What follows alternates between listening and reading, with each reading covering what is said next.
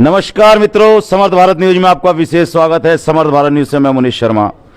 मित्रों, आपसे एक चीज़ साझा करना चाहूँगा आज की कोई व्यक्ति जीवन भर कमाता है किसी पूंजी को और उस पर अगर खर्च करता है तो सब सर्वप्रथम वह देखता है कि अपना सपनों का घर और अपने बच्चों का भविष्य।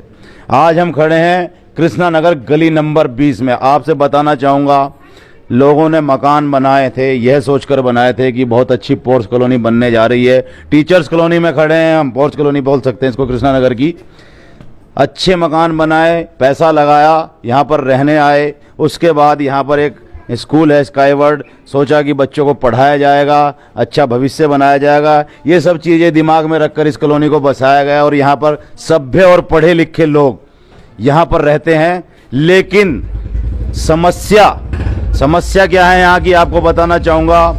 जल भराव की जो समस्या यहाँ पर है, बहुत ही विकट और भयानक स्थिति है जी। तो बताना चाहूँगा कि समस्या इतनी विकट है, यहाँ का जो घरों का पानी है, जो घरों का यूज़ किया हुआ पानी जो नालियों के द्वारा बाहर जाना चाहिए, जिसकी निकासी होनी चाहिए, उसकी कोई व्यवस्था नहीं है। हम आपको दिखाएंगे, अभी देख सकते हैं आप।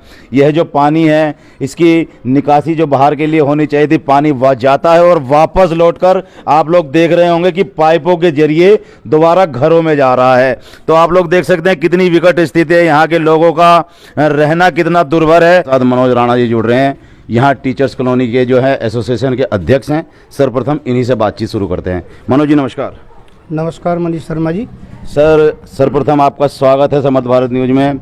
और हम आज आपके क्षेत्र में आए हैं इस विकट समस्या का जो है उजागर करने के लिए। वैसे तो मैं कहना चाहूँगा कि भाई समय समय पर जो है यह समस्या बताई जाती है, दिखाई जाती है, लेकिन इसका समाधान कुछ समझ में नहीं आता। क्या कहना चाहेंगे आप? देखिए, सबसे पहले तो मैं समर्थ भारत न्यूज का और मनीष शर्मा जी आपका विशेष अपने दिल से आभार व्यक्त करता हूं कि आप मेरे अनुरोध पर आज ये समस्या को दिखाने आए। और इससे बड़ी समस्या हमारे जीवन में कुछ नहीं हो सकती, हम इससे बहुत परेशान हैं। मैं थोड़ा सा बताऊं, मैं हफ्ते में यहाँ एक दिन के लिए आता हूँ। मैं ऋषिकेश जॉब करता हूँ और वो मेरा पूरा दिन यहाँ मैं पूरा डिमोरलाइज होकर इसी में लगा रहता हूँ। पूरा दिन मेरा यहाँ नरक बना हुआ है। ना मैं यहाँ किसी को घर बुला सकता, ना कहीं जा सकते। यहाँ घुसते ही बच्चे गिरते हैं, पड़ते हैं, मच्छर इतने हैं, यहाँ बीमार हुए पड़े सब बच्चे। यहाँ डेंगू फैल रहा है। दूसरी चीज़, यहाँ पर आपने बताया कि सभी ने अपने पूरे जीवन की पूंजी सब झाड़ू लगा करके अपने घरों में लगा दी और ये सोच करके लगाई थी कि ये जीवन का सपना है, यहाँ कुछ वैल्यू इंक्रीज होगी। लेकिन जिस तरीके से ये जल भराव है, इससे सबकी वैल्यू डिक्रीज हो रही है। अब मैं बताता हूँ कि इसके लिए हमने क्या क्या प्रयास किए।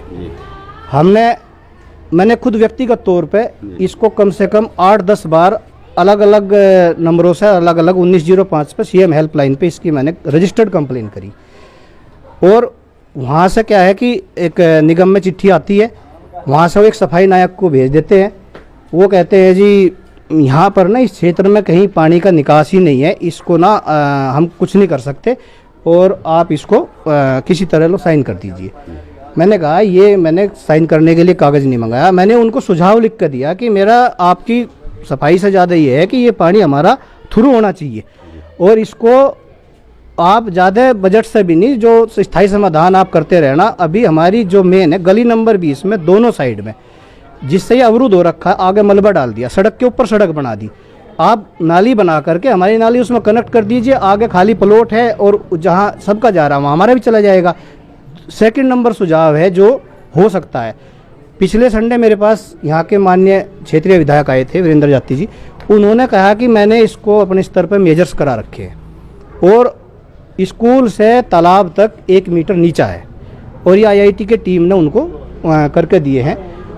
तो हमारा एक समाधान ये भी है कि तालाब में हमारे पानी को स्कूल से इधर के तालाब में जोड़ दिया जाए और तालाब की सफाई करा के उसका सौंदर्यकरण हो।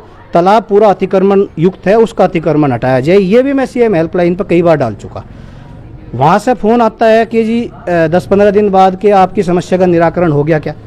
तो मैं कहता हूँ यहाँ तो किसी ने अटेंड ही नहीं करा, यहाँ निराकरण तो बहुत दूर की बात है, यहाँ कुछ नहीं हुआ है। तो फिर वो कहते हैं ठीक है, हम L3 ग्रेड के अधिकारियों को हम सचिव लेवल पे इसको प्रेषित कर रहे हैं और अगर आप इससे संतुष्ट नहीं है तो कुल मिला के वही है कि हम इसमें काफ़ी जूझ रहे हैं और प्रयास कर रहे हैं। और मैंने भी ये कसम खा रखी है कि मैं इस समस्या को किसी न किसी रूप में इसको करवाऊंगा जरूर। इसको देखिए, प्रयासरत हैं, कहना है इनका मनोज जी का कि सप्ताह में एक दिन मिलता है और वो भी पूरा का पूरा दिन इसी कार्य के निस्तारण में लग जाता है। अभी बताना चाहूँगा आपको, इस समय जो है बहुत भयंकर समय चल रहा है। डेंगू की बीमारी जो है चारों तरफ फैली हुई है और आप लोग जानते हैं कि ये जो जल भराव है यही सबसे बड़ा कारण है डेंगू का। आप लोगों ने देखा होगा पीछे सोशल मीडिया पे बहुत सी फोटोएं वायरल हुई, बहुत सी वीडियोस वायरल हुई। जो गंग नहर है, रुकी हुई नहर में दवाइयों का छिड़काव किया जा रहा था नगर निगम के पदाधिकारियों द्वारा और प्रशासन के द्वारा, जहां कोई आवश्यकता नहीं है। उस गंग नहर पर कौन व्यक्ति, किसके बच्चे जा रहे हैं रुकी हुई गंग नहर पर घूमने, जहां पर दवाइयों का छिड़काव किया जा रहा है। वहां तो डेंगू से बचाव के कार्य किए जा रहे हैं, लेकिन ये जो पॉर्स कॉलोनियां हैं जहां पर लोग बाग बसे हुए हैं, वहां की स्थिति आप देख सकते हैं कितना गंभीर है। प्रशासन और शासन, और सर्वप्रथम तो ये कहना चाहूँगा जो नेतागण चुनाव के समय पर हाथ जोड़कर वोट मांगने आते हैं वो कितने सतर्क हैं इन लोगों के प्रति। अभी हमने बात बताई थी कि भाई क्षेत्रीय विधायक और हमारा नगर निगम क्या कर रहा है। पीछे देखा गया था तो जो इस क्षेत्र से विधायक पढ़ते हैं, एक खबर चलने के बाद उन्होंने खुद अपने उससे संज्ञान लिया था और आगे बढ़कर आए थे, लेकिन वह केवल उसी समय के लिए था। उसके बाद समस्या ज्यों की त्यों है, यह कहना है यहाँ के लोगों का। आइए कुछ महिला शक्ति है उनसे भी बात कर लेते हैं। भाई, पुरुष लोग तो अपना चले जाते हैं वर्कआउट पे, उसके बाद सारा दिन तो झेलना इन्हीं को और बच्चों को है घर। जी, क्या कहना चाहेंगे मैम, किस प्रकार की परेशानियां हैं? सर, यहाँ जब सुबह हम लोग स्कूल तैयार होके जाते हैं और बच्चे भी स्कूल जाते हैं तो इतनी प्रॉब्लम होती है कि बच्चे साइकिल से आते हैं तो सामने ही बच्चे गिर जाते हैं। जूतों में पानी भरा रहता है बच्चों के, और जब गिरते हैं तो उठाना मुहाल हो जाता है बच्चों को उठाना। माँ बाप भी गालियां देते हुए निकलते हैं, यहाँ विधायकों को भी और भी जितने प्रशासनिक अधिकारी नगर पालिका से लेकर के विधायक तक को यहाँ बार बार मतलब उनके संज्ञान में मामला डाला जाता है, लेकिन आते हैं, आश्वासन देते हैं और चले जाते हैं। उसके अलावा और कुछ भी नहीं होता। यहाँ तक कि सीएम पोर्टल पे मैंने खुद अपने हाथ से शिकायत की थी कि इसको हटाया जाए, या हमारा जो पानी है वो तालाब में डाला जाए, लेकिन उसका कोई निराकरण नहीं है।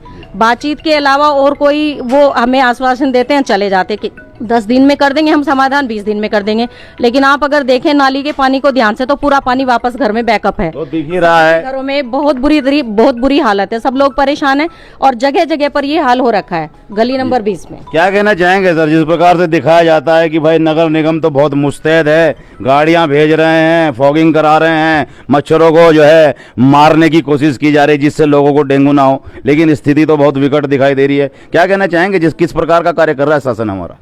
शासन तो कोई कार्रवाई नहीं कर रहा है, शासन सिर्फ आता है कि हो जाएगा, लेकिन हो नहीं पाता। हम लोगों का आपके चैनल के माध्यम से ये अनुरोध है कि ये पानी की समस्या हमारी हल होनी चाहिए। तो हमारा पानी यहाँ से बाहर निकलना चाहिए ताकि ये जो डेंगू फैल रहा है, मच्छर हो रहे हैं, गली में बीमारी फैल रही है, उनसे बचाव हो सके।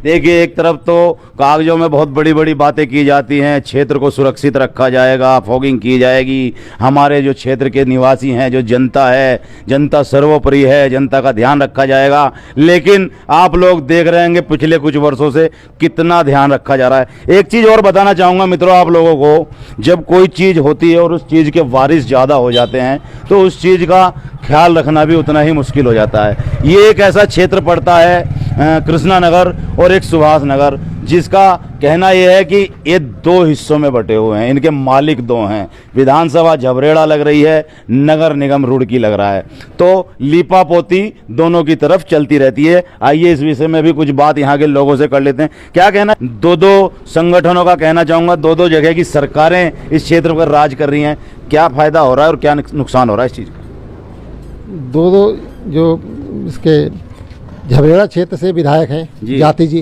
वो भी एक बार आए थे, आश्वासन देकर चले गए और कुछ नहीं हुआ। रही बात दवा छिड़कने के लिए, वो भी 15-15 दिन में एक बार आते हैं और दवा छिड़की कुछ नहीं जाती है। पानी समस्या बहुत ही ज़्यादा बनी हुई है, बच्चों की परेशानी होती है, साथ साथ जो भी यहाँ आता है, अगर बाहरी व्यक्ति भी कोई आता है, क्यों सबसे लंबी गली है और उन्हें भी काफ़ी समस्या होती है, किसी तरीके की समस्या को निजात। मतलब दोनों क्षेत्रों की तरफ से कार्य कुछ नहीं हो रहे हैं, केवल आश्वासन।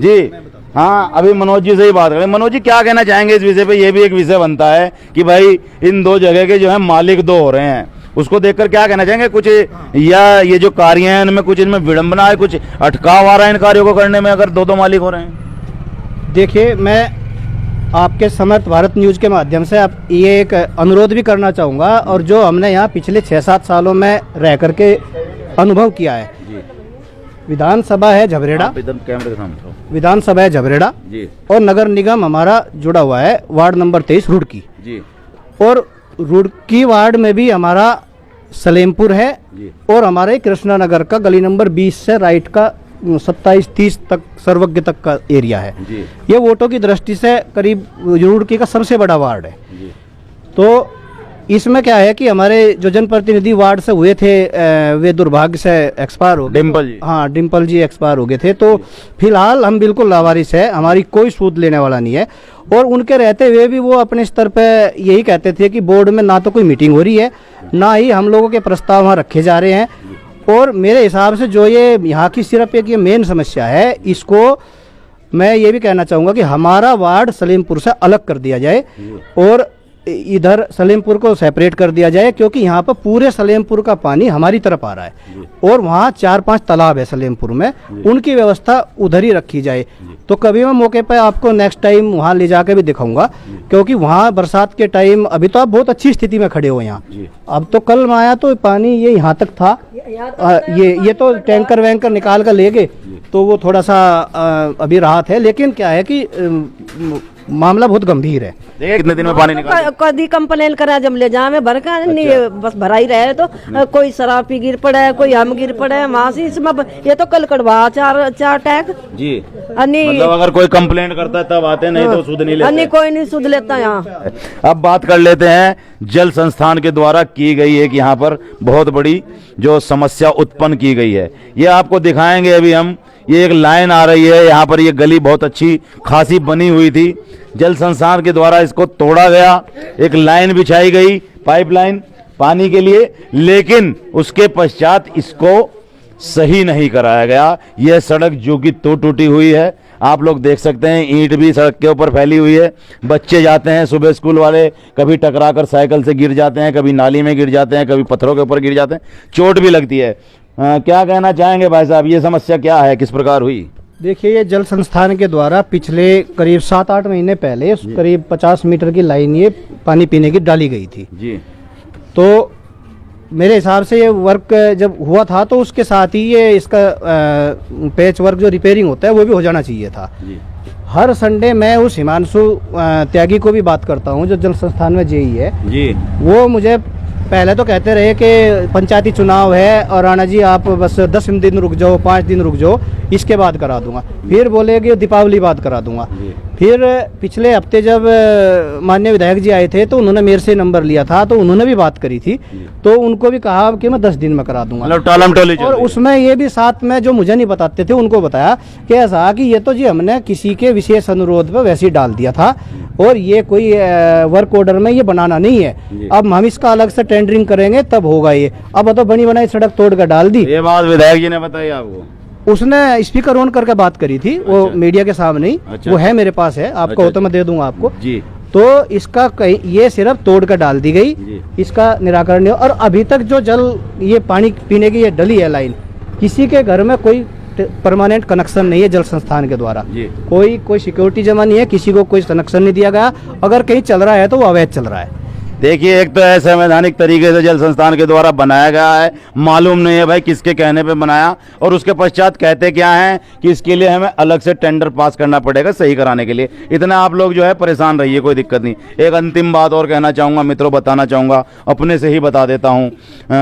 ये जो स्काईवर्ड स्कूल है, इसके सामने की जो सड़क है, इसका एक परमानेंट निस्तारण किया जाना था। इस जल था इसकी जल निकासी का, कि इस पानी को आगे ले जाना था और पानी की निकासी बनानी थी, लेकिन लीपापोती क्या की गई, ये जो मेन रास्ता है गली नंबर 20 का, इसको पानी का निकासी ना करके इसको सड़क को ऊपर उठा दिया गया और दिखाया गया कि भाई निस्तारण हो गया है समस्या का, क्योंकि सड़क पर पानी नहीं रहा, इधर उधर भर गया। तो मित्रों, केवल लीपापोती चल रही है यहाँ कृष्णानगर में, हो कुछ नहीं रहा है। सोशल मीडिया भी लगातार, हमारा चैनल समर्थ भारत न्यूज तो दिखा ही रहा है, और जो प्लेटफॉर्म पे चैनल इस समय रुड़की में काम कर रहे हैं, लगभग सभी इस क्षेत्र की समस्याएं दिखा रहे हैं जनप्रतिनिधियों को, लेकिन इन समस्याओं का निराकरण कुछ नहीं हो रहा है। सोचना सरकार को है। समर्थ भारत न्यूज से मैं मुनीश शर्मा, धन्यवाद।